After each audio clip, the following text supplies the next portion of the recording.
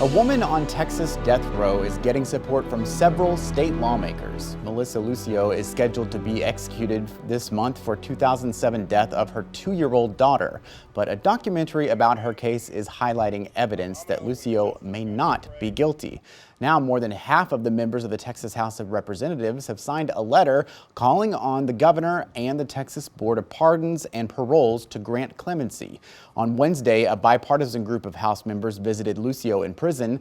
Houston Republican Lacey Hull posted pictures on social media, including an image of the lawmakers praying with Lucio. Her execution date is scheduled for April 27th. Support from lawmakers is boosting the battle to take her off of death row. Karina Vargas spoke to Lucio's attorney about what's next and how Governor Abbott is responding to calls for clemency. The death of Mariah Alvarez was a tragedy, but it wasn't a murder. With a little less than a month until Melissa Lucio's execution date, one of her attorneys, Sandra Babcock, is asking for a retrial. Lucio was convicted of killing her 2-year-old daughter Mariah in 2008. Her lawyer saying new evidence could show her innocence. There were thousands of pages of records, documents, of observations of this family.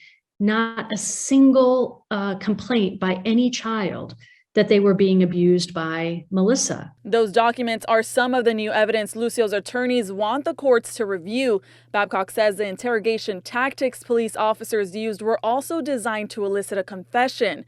Now more than 80 Texas representatives are urging clemency for Lucio, but time is running out. District Attorney Saenz should withdraw the execution date.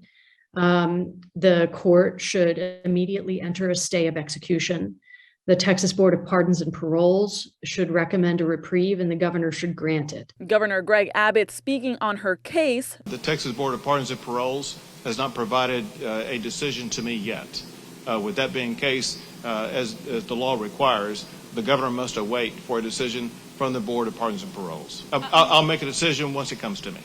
Babcock says they filed for clemency early to allow everyone to review the new evidence. They are hoping a decision will be made soon and not at the last minute. In Cameron County, I'm Karina Vargas. Nearly 200,000 people have signed a petition asking to stop the execution. If Lucio is not granted clemency, she would become the first Latina in modern era to be executed in Texas. I'd like to know exactly how it's harming anybody. We didn't talk about these things in school when I was growing up. Texas conservatives put a new focus on parental rights, how that's leading to a push for the state to mimic a controversial Florida law that already has a bunch of lawsuits piling up against it. The State Board of Education is just beginning to scratch the surface when it comes to new social studies curriculum, why one group fears their history may be scrubbed.